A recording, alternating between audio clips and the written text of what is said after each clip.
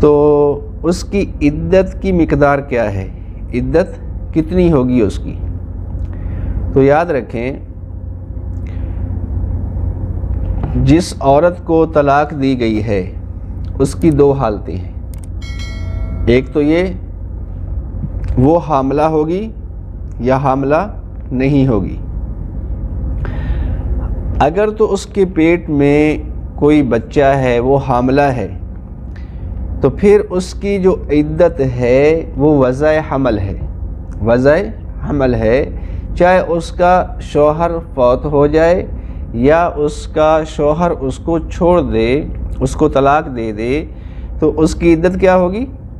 وضع حمل۔ وضع حمل کا مطلب یہ ہے کہ جو بچہ پیٹ میں ہے اس کو وہ پیدا جب کرے گی تو اس وقت اس کی عدت کمپلیٹ ہو جائے گی، مکمل ہو جائے گی، ختم ہو جائے گی۔ مثال کے طور پہ شوہر نے اپنی بیوی کو طلاق دی 8ویں مہینہ میں، یعنی اس حاملہ تھی، 8واں جو مہینہ ہے وہ چل رہا تھا، شوہر نے طلاق دے دی، تو اس کی عدت جو ہے وہ 9ویں مہینے میں چونکہ بچہ پیدا ہوتا ہے تو اس میں ختم ہو جائے گی۔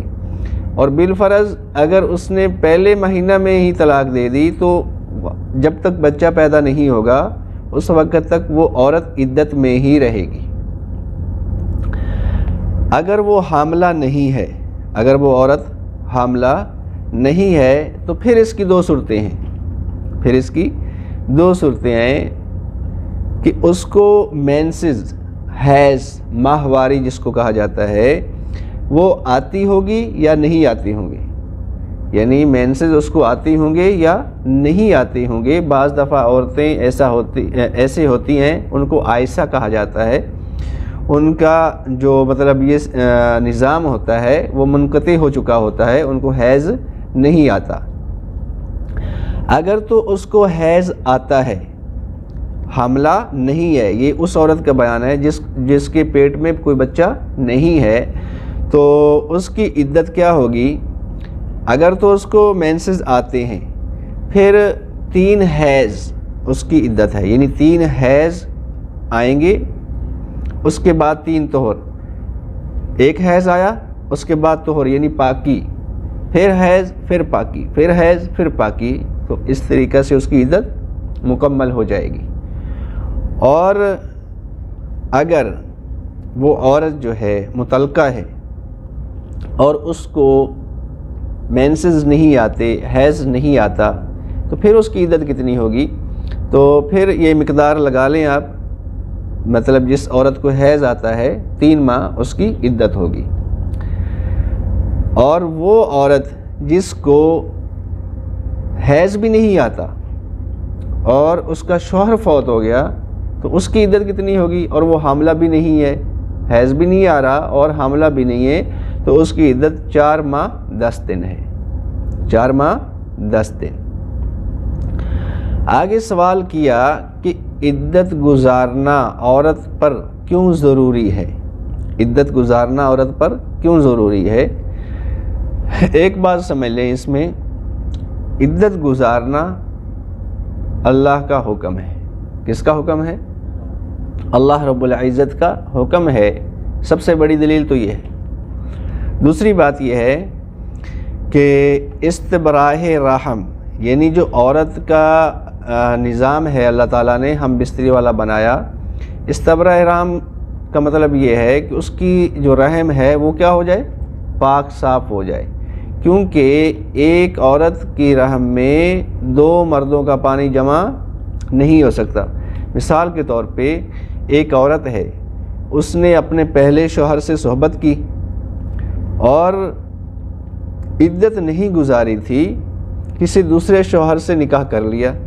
جب دوسرے شوہر سے نکاح کیا تو اب ظاہر ہے اس نے بھی اس سے ہم بستری کرنی ہے، اس نے ہم بستری کی، تو پہلے شوہر کا جو اس کے میں مطلب پانی کا اثر تھا وہ زائل نہیں ہوا اور دوسرا جو پانی ہے وہ بھی اس میں مکس ہو گیا، تو اس سے شریعت نے کیا کیا؟ منع کیا ہے۔ اس لیے فرمایا کہ استبراہ رحم یعنی نسب محفوظ ہو جائے، نسب محفوظ ہو جائے۔ اب یہ نہیں پتہ چلے گا اگر وہ اس عورت کو حمل ٹھہر جاتا ہے، اس عورت کو حمل ٹھہر جاتا ہے عدت گزارے بغیر۔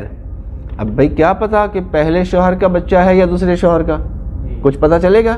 نہیں چلے گا۔ تو یہ اسلام انتہائی خوبصورت مذہب ہے، دین کے حساب سے بھی اور دنیا کے حساب سے بھی۔ اللہ کے جو قوانین بنائے ہوئے ہیں نبی کریم صلی اللہ علیہ وسلم نے اپنے طریقوں کے مطابق ہمیں بتلائے ہیں، سینہ بہ سینہ کتابی شکل میں ہم تک پہنچے ہیں۔ ان میں بہت ساری حکمتیں ہیں۔ یہ بات سمجھ آ گئی کہ اگر مطلب عدت کے اندر ہی نکاح کر لیا جائے گا تو ظاہر ہے اس میں نسب کا پتہ نہیں چلے گا، نسب مجہول ہو جائے گا، معروف نہیں ہوگا، تو یہ بہت بڑی خرابی ہے۔ اور ایک وجہ یہ بھی بتلائی جاتی ہے کہ چونکہ عورت جو ہے اس سے شوہر جدا ہوا، چاہے طلاق کی صورت میں یا پھر فوت ہونے کی صورت میں، تو کیا ہوتا ہے یہ؟ وہ دونوں کیا تھے؟ ہم سفر تھے۔ جب ہم سفر جدا ہوئے تو ایک دکھ کا سما ہوتا ہے، سوگ کا سما ہوتا ہے، تو اس لیے بھی یہ چیز رکھی گئی ہے۔ بہرحال یہ 2 پوائنٹ کافی ہیں اور معتبر ہیں کہ ایک اللہ کا حکم ہے، دوسرا نسب محفوظ ہو جاتا ہے۔